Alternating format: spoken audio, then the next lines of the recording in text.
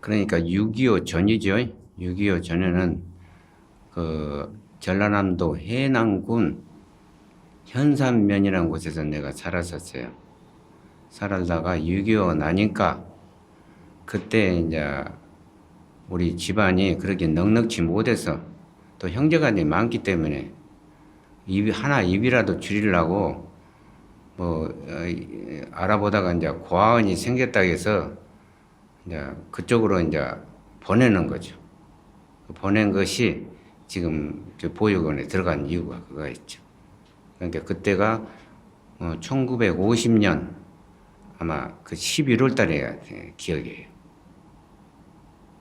이전의 기억은 잘 모르고요.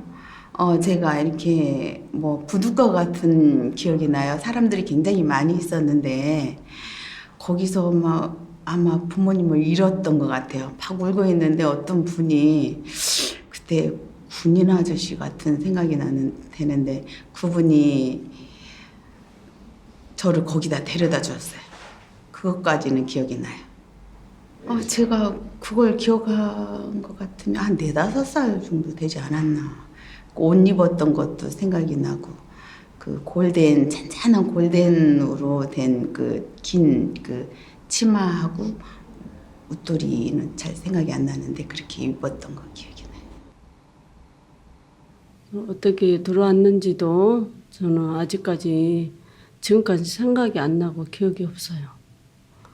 우연히 이제는 초등학교 전에 이제 7살 때부터는 어느 정도쯤은 사람이 이게 내가 이런 시절에서 살았구나, 살아오구나 그런 생각을 하고 부모님 얼굴도 모르고 성도 모르고 그러다 보니까 그렇게 지내왔어요. 들어가기 전에는 이제 거리를 헤매다가요. 이제 여기저기 못된 짓도 하고 훔쳐먹기도 하고 그러다 보니까는 이제 시에서 서울시청, 목포시청이 이제 시청에서 이제 불황아들을 이렇게 이제 소집을 해가지고 시설에 맡겨진 거죠. 예, 그래서 공생원에 들어간 계기가 된 겁니다.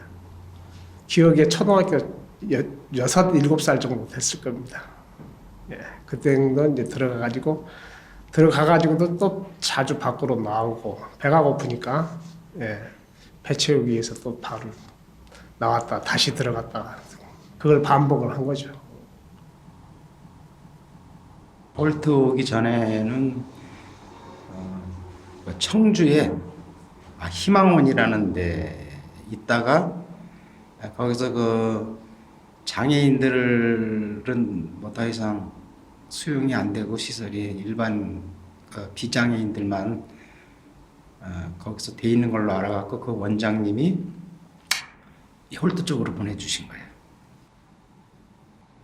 그때도 뭐 7살이긴 했지만은 그렇게 뭐 큰 기억은 없어요. 뭐 조그만 집에서 조금 뭐 불우하게 좀 집안이 가난하니까 좀 불우하게 지냈다는 거 그런 기억은 좀 있습니다. 어느 날 밤중에 그 뭐 부모님들이 뭐 돈 벌고 뭐 찾아오겠다는 그런 얘기는 좀 들은 것 같아요. 그리고 뭐 그때도 7살이라고 해도 어리니까 별로 뭐 관념이 없고 생각이 별로 지금 기억도 안 납니다. 그런 얘기는 좀 들었던 것 같아요. That's pretty much it. Growing up in an orphanage, that's all I remembered. I don't remember anything else. And so I would imagine that I was a baby when I got to the orphanage. 제가 어렸을 때 그 시설이라고 할게요. 시설 들어가기 전에 기억을 지우려고 해서 지금은 거의 기억이 없거든요. 그 좋은 기억은 아마 없었던 것 같아요. 지금 생각해도. 6살 정도로 알고 있거든요. 제 기억으로는. 87년? 88년 정도니까 아마 그때쯤 들어간 걸로 알고 있습니다. 정확히 기억나는 거는 이제 3살 때 이게 좀 정확한 기억인지 아닌지 모르겠는데 이제 부모님이 그 아버지 어머니 두 분 다 나가셔서 돈 벌러 가신다고 하시고 그다음부터 이제 아예 안 오시고 그다음에 이제 할머니랑 지내다가 이제 보육원 들어가게 됐는데 그 전에는 정확한 기억이 없어요. 들은 거는 이제 좀 맨날 누가 때려가지고 그렇게 해서 보냈다고 하는데 정확한 기억은 없어요. 그거밖에 기억이 없어요. 버려진 거밖에. 보육원 전에요? 제가 한 3살 때 여기를 처음 와서 정말 아무 기억이 아직 없어요. 그 전에 있었던 일이. 보육원 전에 있었던 뭐 가족이나 뭐 그때 상황들 전혀 기억이 나지가 않아요. 들은 얘기는 그냥 뭐 부모님 이제 통해서 네 알게 돼서 어렸을 때 이런저런 뭐 이런저런 일이 있었다. 네, 뭐 행패를 좀 많이 부려갔다. 네, 그런 말씀 좀 많이 들었어요. 뭐 술을 마시고 뭐 아빠가 술을 마시고 와서 네, 뭐 여기 원에 와서 근데 좀 행패를 부려서 좀 경찰을 좀 불러서 가던가 네 그런 일들이 좀 있었던 걸 들었습니다 제가. 제가 어렸을 때 한 2살, 3살 때까지는 할머니한테서 키워줬대요. 그래서 저는 기억이 잘 없어요. 갓난아기 때부터 와서 전혀 기억이 없습니다. 한 3개월인가 2개월 정도. 놀이동산.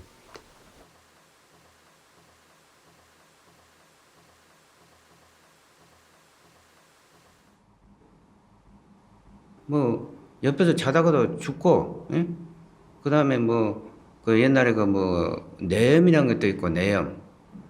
그 다음에 뭐 체독이란 것은 이제 그 인분 뿌려가지고 채소를 갖고 있는데 그것을 이제 못 모르고 막 뜯어 먹다가 그것도 체독에 걸려서 죽고 이런저런 이유로 죽는 애들이 비일비재했어요. 그렇기 때문에 조금 전에 얘기했던 우리가 지금까지 성장해갖고 이렇게 건강에 있다는 게 뭐 하나님한테 고마운 일이죠. 그 당시에 어려움이란 것은 말로 못하죠. 그러니까 살기 위해서는 들이나 바닷가가 바로 앞이에요. 우리 보육원 앞에 공시원은. 그러니까 나가면은 뭐 잡아먹을 수 있으니까 그 뭐 바다에 가면 여러 가지 있잖아요. 그래서 그런 것이 얼마나 우리한테는 이제 도움이 됐는지. 그리고 뒤에는 유달산이 있기 때문에 유달산 가면 캐서 먹을 것이 여러 가지 있어요. 그 다음에 좀 뭐 안 된 일이지만 동네 가갖고 그 당시 훔쳐도 먹고. 그러니까 그런 것이 어떤 우선 내가 살기 위해서는 그것이 뭐 어렸을 때는 그것이 큰 제약이라 모르고 그렇게 했어요. 그러니까 그렇게 하는 과정이 아마 꽤 오래됐죠. 왜 그러냐면 그 당시에 우리가 같이 이제 생활했던 원생들 중에 이제 원장하고 관련된 이제 애들도 있을 테고 이제 모든 원생들이 만족하게 살 수는 없죠. 6.25 때 죽도 없어서 못 먹을 때니까 그렇게 그럴 수밖에 없었는 게 그 당시에 이제 사는 방법은 다른 거 없어요. 내가 어떻게 살아남으려면 무엇을 먹든지 먹어야 되기 때문에 그래서 이제 조금 전에 얘기한 대로 이제 또 어렸을 때 옆에서 자다가 죽기도 하고 이제 그런 것이 이제 우리가 눈으로 이제 볼 수밖에 없었어. 지금 대만동이라는 데가 있는데 지금은 이제 주소가 바뀌었는데 거기가 아주 조금 외진데예요. 그러면은 거기 가면은 들에 나가면은 이제 농사지은 거 있잖아요. 농사지은 거 무구를 뽑아 먹는다든지 배추 꿀탱이를 이제 먹는다든지 아니면 또 논에 가서 개구리도 잡아서 먹고 이 아가씨이 얘기하다시피 송묘 가서 가면은 그거를 훔쳐 먹기도 하고 그 이제 뭐 어른이 먹은 거 보면 그냥 어떤 수단 방법을 안 가리고 먹어야 되기 때문에 그때는 그랬던 기억이 납니다. 홀트는 제가 처음에 왔을 때는 녹본동에 있었어요. 이게 녹본동에서 임시로 있다가 홀트 할아버지께서 그 부지를 다 사셔갖고 거기서 좀 시설을 조금 한 다음에 우리를 그쪽으로 옮겼죠. 처음에 왔을 때는 다 산이었어요. 거의 그 전방이라 거의 전방이고 뭐 집 한 두세 채 있었고 그래서 할아버지는 참 재밌으셨어요. 네. 말은 안 통하지만 장난을 많이 치시고 그때 당시에 그 트랙터로 할아버지가 직접 집 지으려고 땅도 깎고 뭐 이런 하시는데 이제 그 앞에 이렇게 흙 파는데 그 위에다 애들을 다 타라고 그래갖고 쭉 올려놓고는 나 몰라라 하고 식사하러 가시고 그랬던 기억도 나고 뭐 홀트에 있을 때는 참 친구들도 많았고 혼혈아 뭐 장애인 한국 애들 뭐 하여튼 다양하게 많았어요. 뭐 또 환자들 간질 환자도 있고 뭐 하여튼 다들 어렸을 때는 참 재미나게 잘 지냈던 것 같아요. What I remember distinctively as an not so much an infant stage, but more like a toddler stage, preschool stage, is that we would be sitting in a big giant room where there's no toys, nothing around it, and just sitting against the wall, just against the wall, hitting back and forth, and I don't remember much about just being a kid. It was just a big, huge group, a number of kids, and just sitting together with just absolutely nothing to play with. Beating up us on, physically was very normal growing up in an orphanage. And we lived in a fear. It was the only time, I guess, that we find some, happiness is that when we have visitors from outside the orphanage, like, from church group, or the sponsors from United States would come visit. And that was those moments that I remember we were at least, able to play with them and, there'll be some snacks then. 힘든 시기는 시설에 있을 때죠. 그때 친구들이 아니었으면 어떻게 됐을지도 모르고 힘들 때마다 친구들끼리 모여서 와이와이 하면서 지냈으니까 어떻게든 참고 했는데 그때는 좀 많이 힘들었었죠. 일단 왜 나는 보통 사람들이랑 다르지? 왜 내가 여기서 살아야 되지? 내가 선택한 것도 아닌데 시설에서 잘한다는 게 좀 창피했고 하다 보니까 이제 좀 그때 생각하면 좀 많이 지금도 가끔 울 때도 있거든요. 과거인데도 힘들고 하다 보니까 좀 어렸을 때 상처가 좀 오래 간다고 하잖아요. 근데 그 말이 맞는 것 같아요. 아무리 나이가 먹어도 그때 당시에 아픈 기억들은 다시 울컥울컥하게 만드니까 좀 그런 것 같습니다. 들어갔을 때는 이제 아무 생각이 없었죠. 그냥 어릴 때니까 아무 생각도 없고 그냥 이제 형들 이제 지금 생각하기에는 약간 군대랑 비슷했던 것 같아요. 그냥 이제 위아래가 확실하고 그냥 이제 형들이 이제 그냥 때리는 것도 있고 그렇게 많이 맞고 자라고 그냥 먹을 거 제대로 못 먹고 다니고. 제일 기억나는 건 저는 계속 한 집에만 계속 살았었는데 이게 자꾸 사람이 바뀐다는 걸 좀 계속 이상하게 느꼈어요. 네, 이게 한 가족이 아니고 여러 사람이 많이 있다는 게 그때 어렸을 때 좀 처음 알게 됐어요. 그때 이사를 할 때 그런 부분이 좀 이게 현실인가 아니면 이게 가족인가 그런 생각을 좀 했었어요. 이제 다른 뭐 명절이나 그때는 다른 아이들 부모님들이 와서 뭐 데려가고 그러는데 저만 혼자 외롭게 여기 남고 그래서 좀 외롭고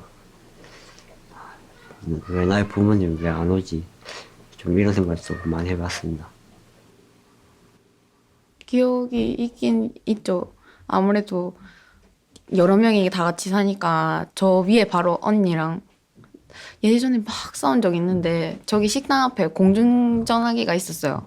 근데 제가 막 밤에 뛰어가가지고 아빠한테 전화하고 아빠는 그냥 미안하다고 그냥 그렇게 하고 그런 기억도 있어요. 간혹 그 엄마나 아빠께서 오셔가지고 맡기잖아요. 맡기는데 포기하시는 경우가 있어요. 아니면 연락이 아예 안 되거나 아니면 주거지를 파악할 수 없다던가 그런 경우에는 이제 애도 연락이 안 되니까 이제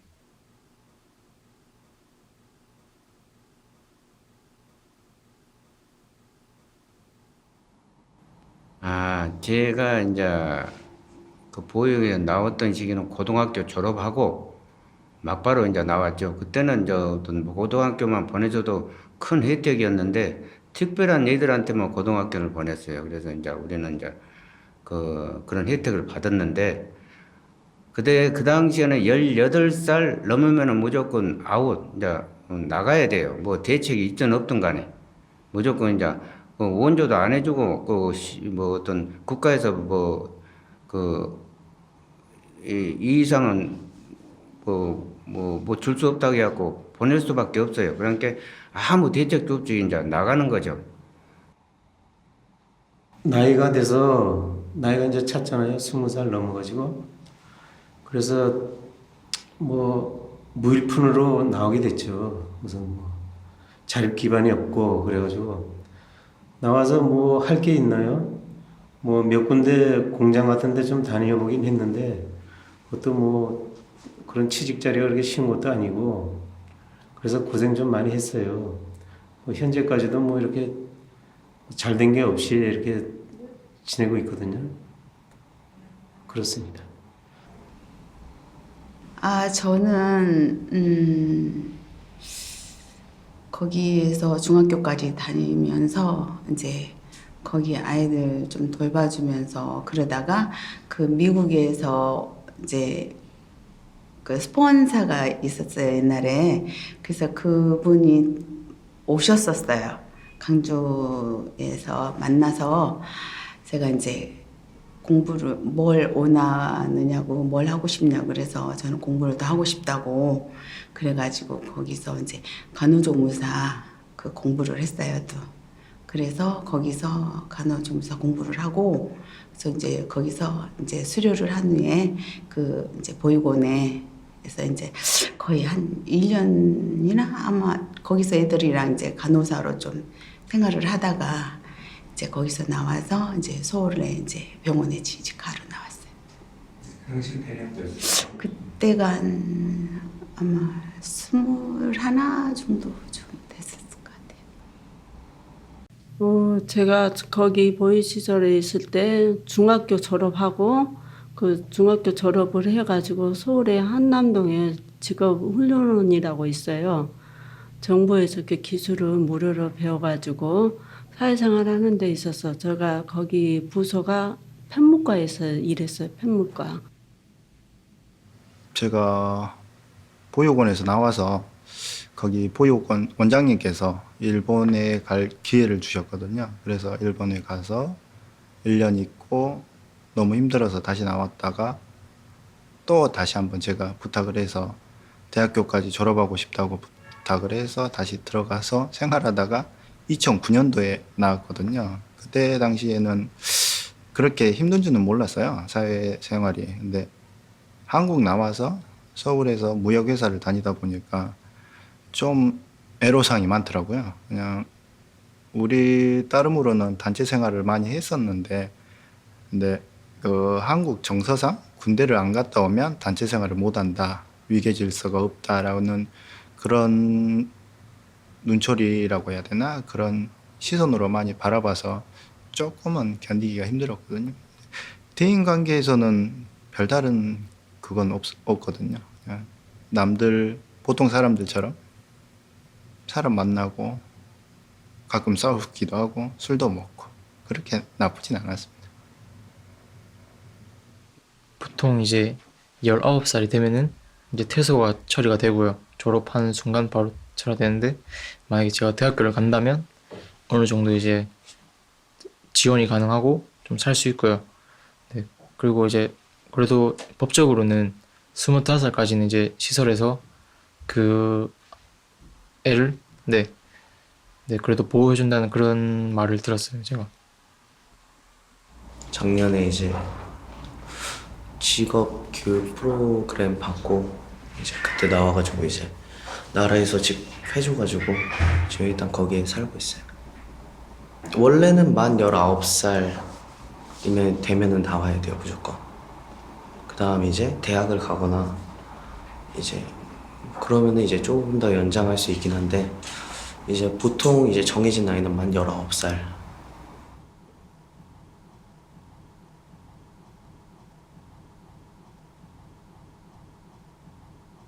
예, 그러니까 이제 사회생활도 이제 그 출신이 있잖아요. 그 이제 보육원 출신.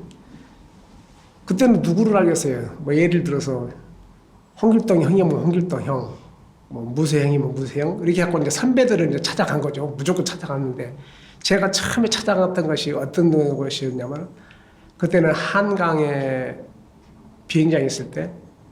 모래 상차라고 하고 모래를 퍼 날리는 거 차에다 실어주는 거 형들이 그걸 하고 있었어요. 그래서 이제 거기서부터 이제 형들을 심부름 해주면서 이제 쉽게 얘기해서 이제 무허가 판자촌에서 생활이 시작한 거죠. 그러다 보니까 이제 점점 하면 힘이 들고 하면 또 거기서도 이제 힘이 들면 저 용산 옛날에는 지금은 없었지만 영산 터미널에서 신문 팔이도 해보고 또 그러니까 바닥 생활을 쭉 한 거죠. 그 다음에 중부 시장에 가서 구두 닦기도 해보고 그게 철 날 때까지 그렇게 돌아다녔어요. 그래가지고 나중에는 뭘 했었냐면 건축을 한 게 뭔 건축을 해 페인트 공사를 하다가 또 페인트 하다 그것만 일이 없으면 또 살기가 어려우니까 이것도 해봤다가 저것도 해봤다가 그렇게 하고 쭉 지내다가 한 25살까지 26살 그렇게 지냈어요. 안 해본 일이 없지 안 해본 일. 그 예를 든다고 하면 옛날에 엿장수라는 거 있어요. 엿장수도 해보고 그다음에 뭐 그 노가대 요즘 같으면 그런 것도 해보고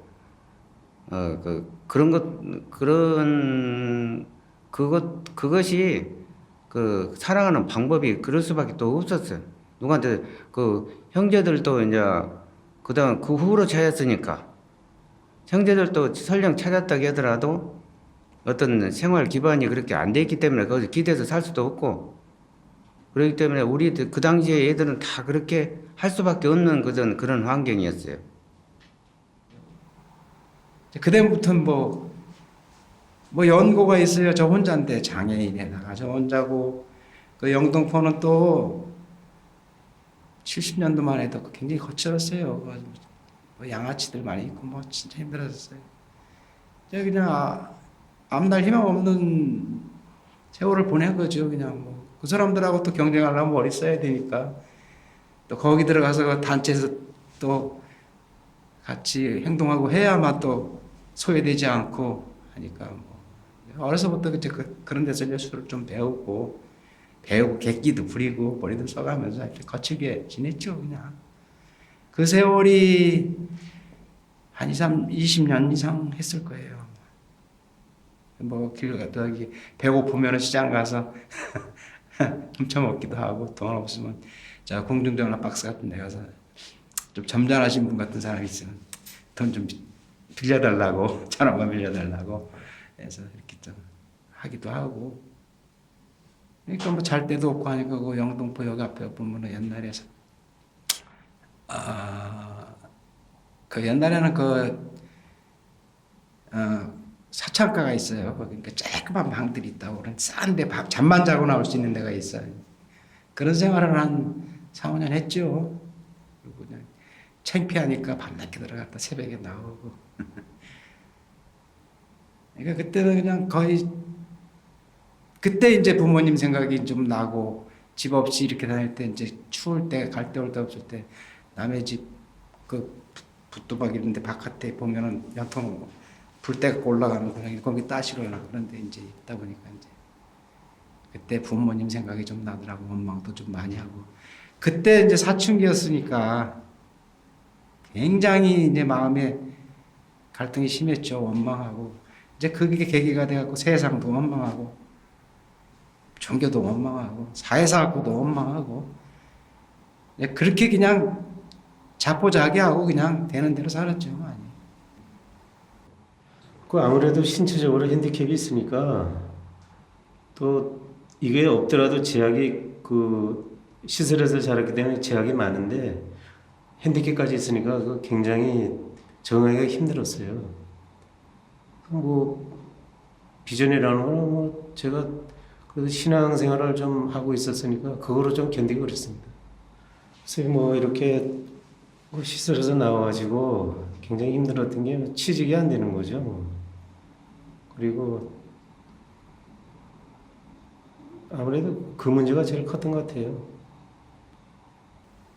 이제 그렇게 해서 하여튼 이렇게 객지로 떠돌다가 뭐 친구를 어떻게 만나갖고 그 친구가 시계유리를 만드는 직업을 갖고 있었어요. 그래갖고 뭐 그때도 취직이 안 되니까 뭐 여기서 뭐 그냥 이 집 가서 친구들한테 술 얻어 먹고 밥 얻어 먹고 이렇게 지내고 이제 그러다가 이제 그 친구 소개로 부산에 조그만 공장, 개인 공장에 들어가서 이제 시계유리를 배우기 시작했죠.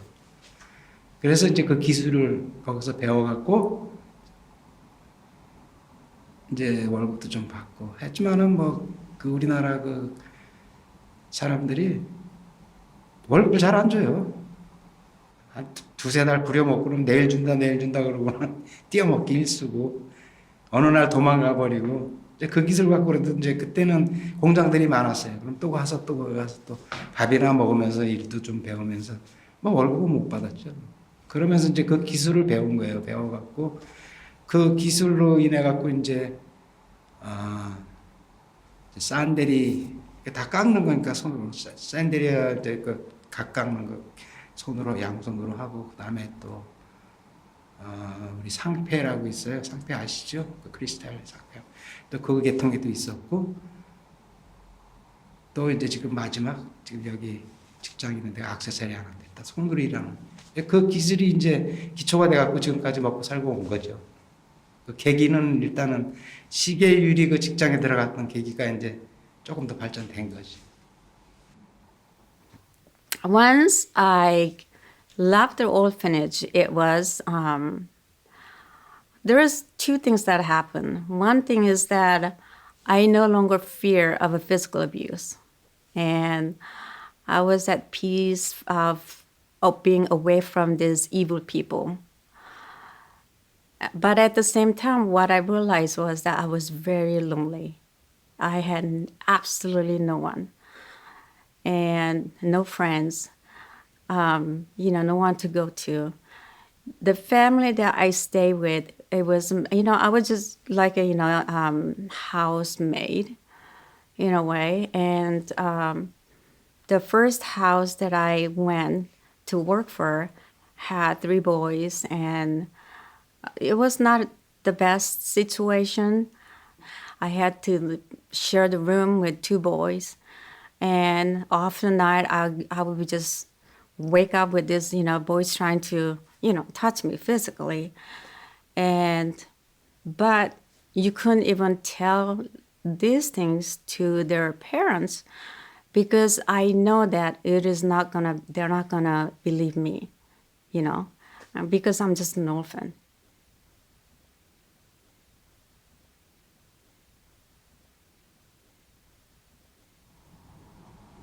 내 개인적으로는 그런 건 당하지는 않았어요. 근데 철이 나고부터는 이제 그것을 겸허히 빠져나갈 수가 있잖아요. 예를 들어서 저 애가 그런 애를 싫어하는 거 눈치를 하면 내가 스스로 입을 다물고 다른 얘기를 하는 거죠. 쟤는 그렇게 해왔어요. 지금까지도 그렇게 해와요. 그래서 이제 장가 들었을 때도 결혼할 때도 저는 시설이 있었다는 얘기를 감췄죠. 이게 분리할 때는 항상 감췄어요. 저는요. 지금까지도 60평생 이상 살아왔지만 지금까지도 불리한 것은 항상 감춰요. 이제 그런 것이 있어요. 이제 나가서 다니게 되니까 이제 장애인이고 이제 그때부터 좀 힘들었죠. 쳐다보고 학교 가는 길도 멀고 그때부터 고아원에서 자란 애들 뭐 좀 편견이 좀 많았고 하여튼 이렇게 이상한 눈으로 보고 그런 어떤 선입견이 많았죠. 일단 그렇지만 뭐 원래 그런 거니까 그렇다고 생각하고 뭐 공부도 하고 열심히 했죠. 근데 공부도 그게 저는 이제 뭐 그렇잖아요. 외부에서 이제 손가락질 쟤는 고아로 자라서 이제 좀 그런 소리를 듣고 싶지가 않았어요. 그래서 그러면서 이제 나 나름대로 이제 예의 바르게 생활을 많이 하는 편이었고 이제 그 결혼 같은 것도 생각도 안 했었어요. 이제 혼자라서 그런 게 이제 내가 혼자 생각하는 거지만 또 고아라서 뭐 이렇게 핍박하고 뭐 그런 소리 듣기 싫어서 근데 지금 이제 애들 아빠가 절대 그런 거를 얘기 안 하겠다. 그래서 이제 결혼도 했던 것 같은데 이제 지금은 3년 전에 이제 남편이 갔어요. 그래서 이제 애들이랑 지금까지 잘 살고 있어요. 그 30대 초반에 여자를 만나서 그 딸 아이를 하나 낳는데 근데 뭐 그 힘드니까 가정이 힘드니까 그게 쉽지 않더라고요. 그래서 그 여자가 나가서 그 키우고 있는데 그렇게 뭐 달라는 과정을 못 이뤄서 그게 좀 안타깝네요.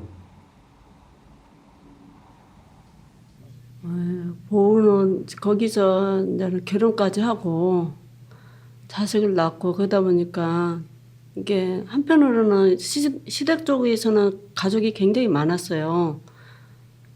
그러다 보니까 저는 친정에 아무도 없잖아요. 사실은 결혼식 할 때도 힘들었고 예를 들어 부부간에 이렇게 갈등이 있잖아요. 꼭 좋은 점은 없잖아요. 갈등으로 인해 가지고 시댁 식구들이 막 이제 부모가 없다고 해가지고 좀 무시하고 예를 들어 뭐 그리고 다른 가족들은 뭐 엄마나 부모님이 계시면 그래도 형제간의 유해 관계도 있고 근데 저희 같은 경우는 전혀 없다 보니까 완전히 사람 무시를 하고 그랬거든요. 저는 다행히 그 시댁 식구들한테는 그렇게까지는 안 했지만은 이제 아빠가 이제 없는 관계로 인해서 혼자 이렇게 키우다 보니까 완전히 그냥 물론 남이지만은 그 전에는 굉장히 잘해줬어요. 근데 저 주변에서 보육시설 선배건 후배건 간에 그런 분들이 이게 시댁의 관계가 갈등이 굉장히 심해요. 못해주고 뭐 무시하고 사람을 갖다 특히 심지어 남편이 친정이 아무도 없다고 떼고 막 그러다 보니까 바람피고 그런 주변에서 많이 보고 왔어요. 저희 친구들도 몇 명 있어요. 근데 저는 내 남편이 없다 보니까 나는 모리샘으로 해가지고 지금까지 다행히 어머님이 저한테는 많이 해줘요. 이것저것 많이. 시어머니라 생각 안 하고 엄마라고 제가 불렀거든요. 근데 가시로 이제 점점 갈수록 그게 좀 힘들어요. 그래도 속상하거나 그러면 친정 엄마 가가지고 엄마 나 이래저래서 속상해 하소연을 했는데 그런 거는 없잖아요. 저는. 그러다 보니까 저희 아들도 Eventually, I started working in the office within the facility. And I didn't get paid because it was purely volunteer job. And at one point, there was an open position. There was a clerk position that was opening. And I knew that I had been doing all the work that, required. So I thought, going to America is not an option. But I do want to get a decent job. I want to get paid well, and I feel like I deserve it. And so I applied for that job as a clerk position. And I think this was a crushing moment that I really it reminded me yet again who I was, where I am, and how the world is, at least in the Korean country. And the director, calls me in his office, say, in front of me, says, I got your application, but it is truly amazing how you could say it. But he says, because you're an orphan, I cannot offer you that job. Literally. I mean, that was this is the, social service environment, organization. They're there to look after these unfortunate people. They're there to look after people to succeed, otherwise they can't. And for him to flat out say, despite of the credential quality that I had, it was beyond me. I just lost.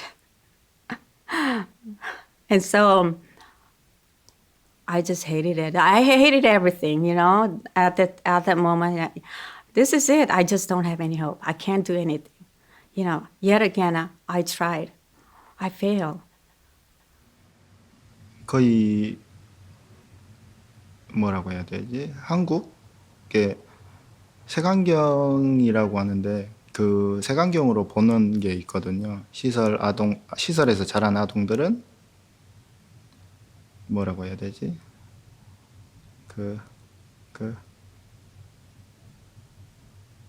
잘 정착을 못 한다고 해야 되나? 그냥 떠돌이처럼 왔다리 갔다리 걸고 마음을 제대로 못 잡고 한다는 게 딱 절반인 것 같아요. 시설에서 나와서 어렵게 살았으니까 더 확실히 생활을 하자라고 굳게 마음가짐으로 그냥 계속 열심히 일하는 애들도 있는데 그렇지 않고 나쁜 길로 빠져서 그냥 이것저것 하다 보니까 이제 잘하는 사람보다 문제점이 있는 애들을 더 부각시켜서 이야기하니까 그런 이야기가 좀 더 나오는 것 같습니다. 그냥 누가 저를 이제 막 뭐라고 표현해야 되지? 이제 막 내려본다거나 막 저를 무시하고 막 욕하고 그래도 그건 다 참을 수가 있어요. 그런 건 하도 많이 겪어봐가지고 아예 그냥 삶 자체가 어릴 때 삶 자체가 그랬기 때문에 이제 그런 거는 참을 수는 있는데 이제 부모님은 이제 제가 가지지 못한 부분이잖아요. 살면서 가지지 못한 부분이니까 그걸 들으면 그냥 화가 났어요. 그것만큼 참을 수 없었어요. 니네가 다른 사람들이 만약에 뭐라 해도 그냥 화부터 내고 그런 걸로 사람들 만약에 면접을 봐도 이제 저희 같은 사람들이 이제 군대가 면제예요. 군대가 면제인데 이제 이걸 또 안 좋게 보는 거예요. 면제 자체를. 얘는 요즘에 면제자들은 그냥 어디 막 아픈 척하고 막 그렇게 해가지고 빼는 사람들이 많으니까 아예 안 좋게 보고 그냥 또 말하면은 부모님들이나 누구한테 말하면 좀 잘 대해주시는 분도 있는데 반면으로는 이제 안 좋게 보시는 분들이 더 많아가지고 이제 그거 말고는 힘든 건 없는 것 같아요. 사회생활보다는 결혼할 때가 애로사항이 많죠. 제가 연애는 많이 안 해봤는데 2번 정도 저의 과거 때문에 좀 안 좋게 헤어진 경우가 있거든요. 그냥 저희 세대는 이해는 하는데 쪽 부모님들이 이해를 못 하셔서 그냥 거기서 자랐다는 것 자체가 창피하다고 하시니까 그리고 또 저희 어머니도 묶어서 이야기를 하시니까 별다르게 그게 좀 마음이 아프죠. 제가 맨 처음에 이제 보육원이라는 이제 타이틀로 친구들을 당하게 많이 힘들었어요. 네, 지금 요즘 애들 많이 좀 험악하잖아요.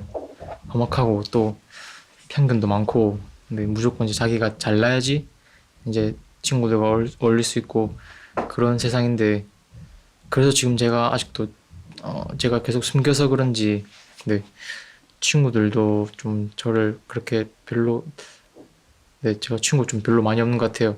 근데 그런데도 제가 몇몇 친구들은 알고 있지만 그래도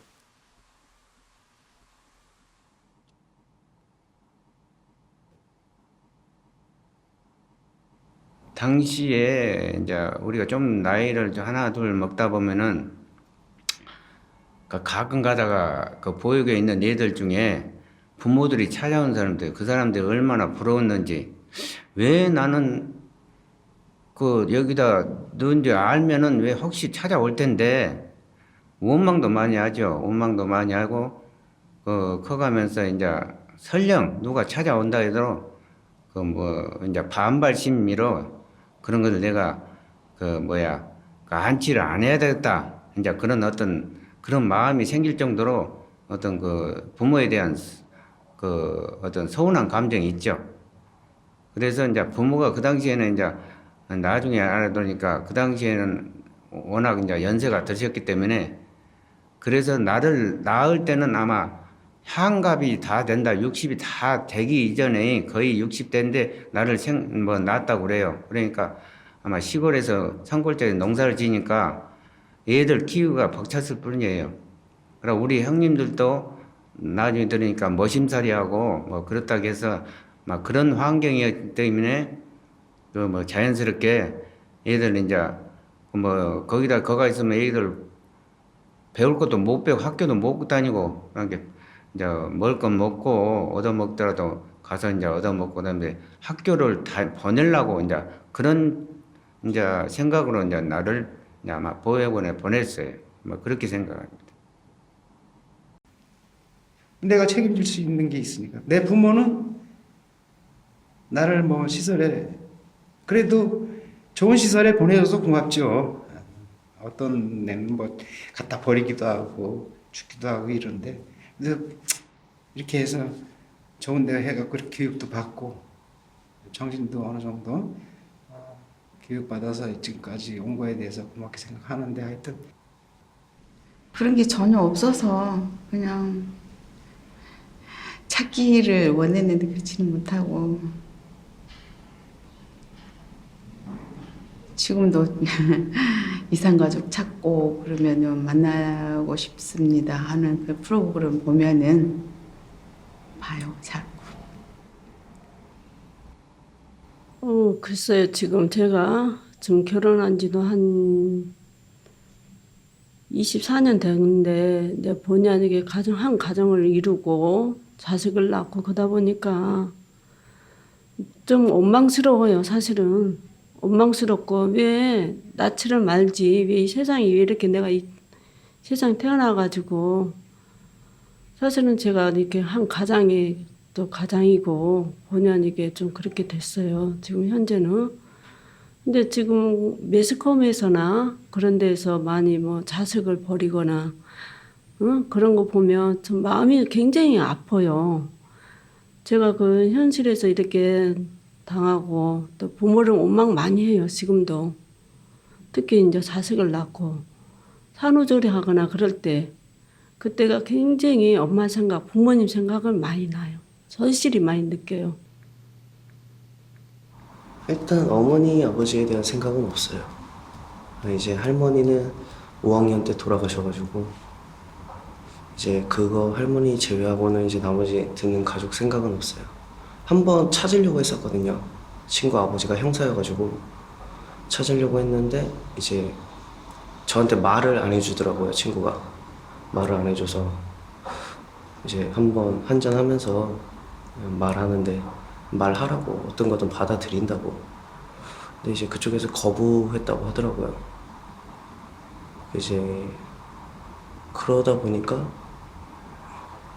내가 안 찾아도 되는 사람들이구나, 지금 나한테 필요 없는 사람들이고 앞으로 내가 살아가면서도 필요 없는 사람들이다, 그냥 이런 생각만 더 들어요. 그냥 찾고 싶다기보다는. 근데 제가 한 초등학교 2학년 때 그때 이제 이혼하시고 이제 부모님 다시 재혼하시고요. 이제 저희 아버지는 이제 제가 한 중학교 3학년 때 연락이 닿았어요. 집하고. 그래서 그때부터 알게 됐어요.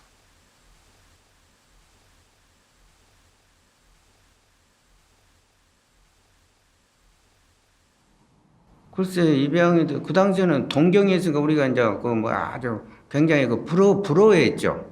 그런데 그 당시에는 뭐 어떻게 됐으라는 걸 상상을 우리가 할 수가 없다. 단순히 그 뭐야 환경이 굉장히 좋을 것 같고 또 미국에서 우리한테 뭐 구호 물자나 원조를 많이 해줬어요. 그러면 그런 거 보면은 뭐 옛날에 그 야구 글러브나 우리 어렸을 때 그다음에 자동차 장난감 자동차 자동 엔진 달려 그런 것도 있고 그런데 얼마나 그때는 한국에서 구경도 못하는 거 그런 것이 쏟아져 들어오니까 아유 이런 것을 가지고 노는 애들은 얼마나 부러운가 그런 거 당연히 어렸을 때는 그런 생각이 당연히 들죠. 할아버지 살아계실 때 아마 미국에서 전세기를 얻어갖고 그 입양할 분들 부모들이 한번 오셨어요. 오셔갖고 각자 좋아했던 사람들을 찾아가서 인터뷰도 하고 녹음도 하고 다음에 데려가겠다고 그렇게 약속 받은 경우도 있었고 근데 그게 좀 안 됐고 나이가 그때는 나이를 조금 많이 따져갖고 뭐 생일이 좀 빠른다든가 같은 입양을 해야 되는데 생일이 좀 빠르고 좀 올드하면은 탈락이 됐어요. 몇 개월 좀 젊은 애들 보내고 그래서 거기서 좀 많이 지금 현실적으로 한국에서는 입양 문제가 이게 유교 사상에 의해서 조금 일반 가정에서는 꺼려하거든요. 그러니까 이게 지금 뭐 장애인들도 많고 어려운 사람들이 되게 많으니까 그래도 그 미국이나 이렇게 유럽 이런 쪽에서는 입양들을 많이 하더라고요. 이렇게 좀 어려운 그런 핸디캡 있는 애들도 그런 거 보면 참 존경스럽고 그 입양되는 사람들이 그래도 좀 더 나은 환경에서 살 수 있으니까. You know, that was the thing that I always felt like the difference when I was working for Holt Ilsan. When the adoptees comes, there's a big Holt had this tour where there's a bunch of motherland tour. Group of kids would come, and I would be at some helping, cooking, cleaning for them. And at some point, I'm thinking, well, we were all at one in the same boat. We were all, grew up together. I mean, they were abandoned, I was abandoned, and they're there. Educated, beautiful, good-looking, and I'm so happy. There's nothing is preventing them from what they want to do. And I was just such a small thing, actually had nothing, and it's really hurtful. But what can you do? Just when you're in Korea, that's how you are, and that's what you are, and you cannot go any further. 잘은 모르겠지만 입양인들도 입양인 나름의 고충이 있으니까 아마 그때도 후회는 했을 것 같아요. 또 그땐 입양되면 또 어떻게 보면 2번 버려지는 격이 돼버리니까 더 외롭고 힘들고 좀 뭐라고 해야 되지? 좋은 시선으로 한국은 안 볼 것 같아요. 입양이라는 기회가 저한테 주어졌으면은 저는 당연히 오케이라고 했을 거예요. 이제 미국이든 다른 나라든 이제 우리나라든 저는 어차피 외국 좋아하고 가고 싶은 마음도 있고 그냥 저한테 부모님이 생기면은 좋을 것 같다는 생각도 있고 동생이 있으니까 저보다 이제 또 동생을 챙겨야 되니까 그냥 엄청 마음고생이 심했어요. 그때는 이제 제가 이제 부모가 돼야 하는 입장이니까 엄청 스트레스도 많이 받고 입양 기회가 있었으면 아마 갔을 것 같아요.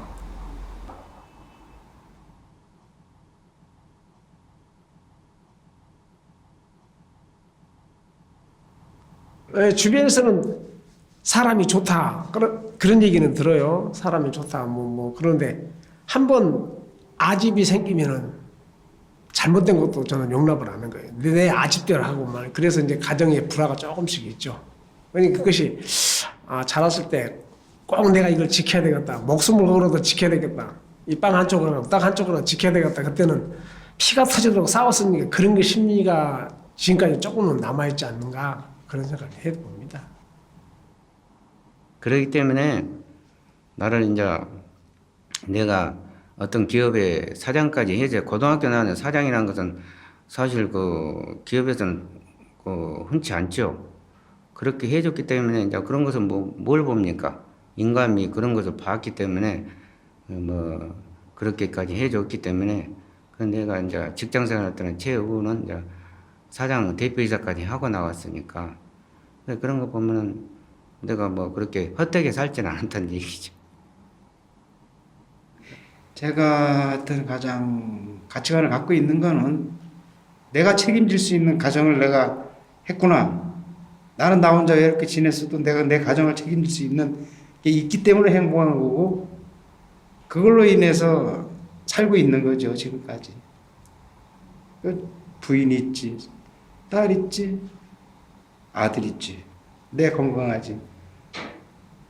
이걸로 쭉 같이 또 우리 애들도 자랄 때 교육시키기가 참 힘들었죠. 왜냐하면 친지들이나 있으면 이렇게 충고도 해주고 뭐 했는데 참 그런 게 아쉬웠지만 애들도 그런 대로 잘 커졌고 각자 할 일 잘하고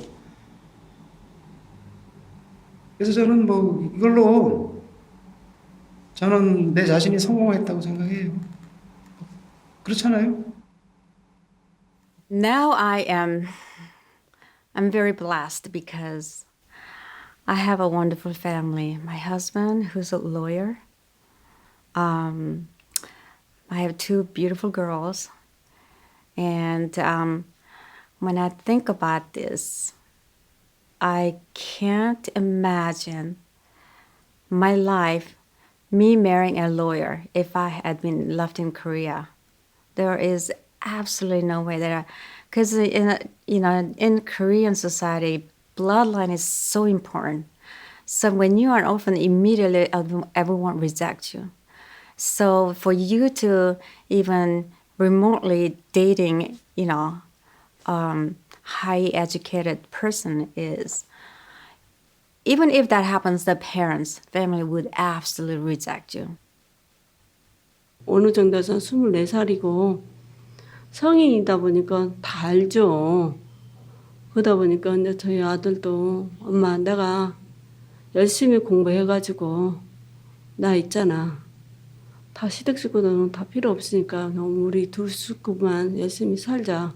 그 얘기 들었을 때 좀 뭐했어요. 또 마음은 아팠고 제가 7년 전에도 또 유방암 수술까지 했고 그로 인해서 굉장히 힘들었어요. 그래도 죽을까 하다가 근데 저도 어린 시절 6년 전에 너무 어렵게 자라다 보니까 정말 자식 놔두고 그런 생각도 그딴 생각을 많이 가졌어요. 그래서 좀 힘들어요 사는 게. 근데 자식이 지금까지 아무 탈 없이 올바르게 숨는 것도 그 하나님의 은혜라 할까? 열심히 살고 나 역시도 지금 공부하는 거는 이제 영어 공부하고 있고요. 그다음에 이제 하고 싶은 게 이제 관광 통역 안내사. 지금 관광 통역 안내사 하고 싶어가지고 지금 일단 영어 공부 하고 있고 일은 지금 안 하고 있어요. 제가 얼마 전까지 하다가 좀 안 좋은 일을 했었어요. 이번에는 일을 안 좋은 일을 해가지고 이제 한번 좀 안 좋게 일 당해가지고 이제 그런 일은 아예 거들떠보지도 않고 그냥 이제 좀 좋은 남들이 다 하는 일들만 그런 것만 하려고 지금 찾고 있어요. 동생이랑 같이. 자동차 서빙의 터보 차저를 만드는 일을 하고 있습니다. 그것도 손으로 재조립하고 또 검사하고 정밀하고 그런 파트를 하고 있습니다. 저희 회사에서 항상 정신 먹고 하는 게 하면 된다, 즉시 한다, 반드시 한다, 될 때까지 한다, 효과적으로 한다. 그걸 항상 머릿속에 인식하면서 계속 조립하고 하고 있습니다. 글쎄 그거 어떻게 표현할 수 있나요? 근데 뭐 그냥 평범하게 살았으면 좋겠어요. 그겁니다. 그냥 일반적인 뭐 그런 거.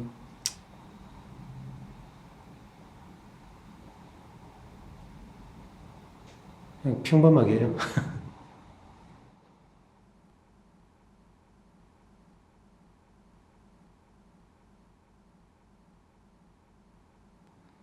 그러면 사회에서 우리가 살아가면서 이제 지금까지도 그 당시에 만났던 친구들 지금도 우리가 모임을 갖고 있어요. 연말이면 이제 전체적으로 모인다고 한 200명씩 모이고 그다음에 이제 소그룹으로 뭐 10명, 7명 그렇게 하고 지금도 모이고 있기 때문에 그 애들은 우리보다 친형제보다 더 가깝죠.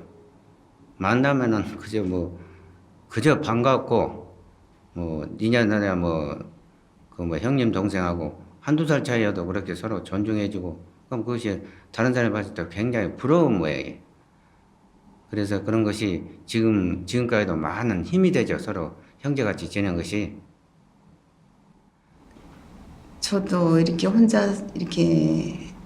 혼자였다는 지금도 혼자라고 이제 아이들 아니면 혼자잖아요. 그래서 그게 나도 모르게 그렇게 조금 굉장히 아직도 나는 혼자다 그런 거를 많이 생각하고 그런 걸 생각하면 막 그냥 우울증 같이 이렇게 막 뭐라 그럴까 막 눈물이 나고 좀 슬플 때가 많아요. 이제 그런데 이제 그럼으로 인해서 내가 아이들한테 이제 더 시설에 있는 애들이나 이제 조금씩은 못해도 이렇게 이제 물질적으로 이제 후원을 조금씩 하고 있고 물질이 많으면 더 많이도 하겠지만 그렇지는 못하지만은 그래도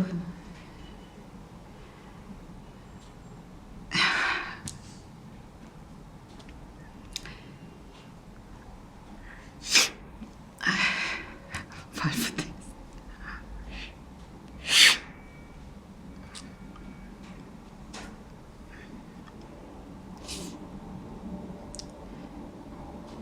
여러 모양으로 그냥 감사하게 잘 지낸다고 감사하게 생각하고 있어요.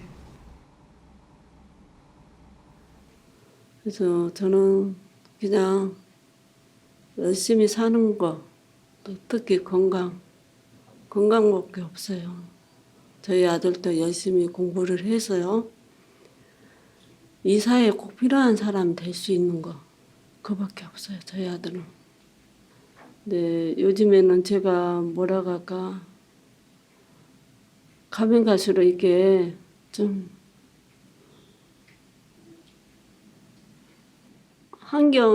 저는 이런 생각을 많이 가져요. 앞으로 제2의 인생을 살게 된다면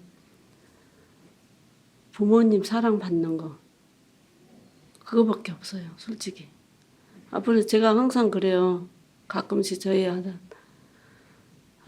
앞으로는 내가 이 세상에 다시 태어난다면 그냥 평범한 가정 뭐 부유하지도 않고 뭐 가난하지도 않고 그냥 평범하게 사는 거 저희 바람 그거예요. Colleen Mayberry and Jean Mayberry, they brought me over, and eventually they adopted me. Because, not international, way, but once I came and start living with them, and they asked me if I wanted to be part of their family, and then I said yes, and then they were able to adopt me legally. Okay, I'm 23. Most Americans at the age of 23, they are either married in college and wants to get the heck out of, away from their family. I did not have a family. So to me, that was like, wow, I can't believe that I actually have a family. Family wants me. somebody wants me. And to me, that was just the most amazing thing that ever happened to me. And to this day, I am so grateful that they chose me. 꿈이요? 제 꿈은 소박해서 이야기하면 남들은 다 뭐 그 정도 같고라고 이야기를 하는데 제가 어렸을 적부터 꿈꿔왔던 게 그냥 보통 사람들이 사는 집을 구해서 어머니와 함께 사는 거 그게 꿈이거든요. 제가 이제 호주 갔다 오면서 그분의 이제 그 사람을 만났었는데 제가 그분에게 가장 이제 좋은 말씀 들었는데요. 그 부분이 그 중에 하나가 이제 도전에는 차별이 없다고. 네, 아무리 이제 너가 이런 보육원에 살아도 네, 도전하는 곳에는 네, 너나 없다고. 네, 귀천이 없다고. 그렇게 말씀하셔서 정말 그때부터 아, 나 할 수 있구나. 정말 그때부터 생기게 됐었고요. 이제 제 꿈이 뭐 꿈도 정말 여러 가지 종류 많지만 뭐 직업도 있고 뭐 그렇지만 제 최종 꿈이 이제 제가 해외에 살면서 이제 또 그분들이 했던 것처럼 네, 뭐 이런 시설에 살고 있는 애들이나 아기들이나 도움을 주면서 도움을 준다거나 아니면 초대해서 이제 좀 더 넓은 세상을 보여주고 네, 다시 이제 제가 받은 것을 환원시켜주는 게 제 꿈이거든요. 네, 그게 제 꿈이고요. 저는 제가 여기 사는 게 약점일지도 모르고 장점일지도 몰라요. 왜냐면은 다른 애들은 그래도 부모님이 든든하게 받쳐주는 그런 상황이잖아요. 근데 저 같은 경우에는 그게 안 되니까 여기서 지내는 거잖아요. 근데 그렇게 약간 좀 사랑을 막 이렇게 받은 그런 것까진 아닌 것 같아서 걔네들보다는. 그래서 그게 어떻게 보면은 약점이거나 약간 좀 되게 갈구한 그런 걸지도 몰라요. 근데 장점은 제가 여기서 살아서 이제 어렸을 때부터 이제 이런 걸 겪었잖아요. 이런 거 겪으니까 애들은 막 울려고 하는 그런 일에 저는 잘 안 울게 되더라고요. 아니면은 그냥 혼자 아니 그걸 왜 그렇게 해? 이렇게 하면서 약간 좀 판단력이 약간 이성적으로 되게 냉철해지는 그런 면에서는 되게 그래도 겪은 게 그래도 다른 애들보다는 많은 거라고 생각해요, 저는. 그래서 그런 거에서는 되게 좋은 것 같아요. 굉장히 그다음 우리 자랄 때는 고아라는 것을 굉장히 그 어떤 숨기고 살아야 할 수밖에 없었어요. 그런 어려움이 있습니다. 그러니까 앞으로도 그런 고아라는 것은 또 물론 없으면 더 좋지만은 설령 있다 하더라도 뭐 편견은 안 가졌으면 하는 거예요. 일반 이제 그 가정에 있는 애들하고 어떠면 이제 뭐 같은 그 생각을 가지고 그래 생각이지만 그 이상 바랄 것이 없습니다.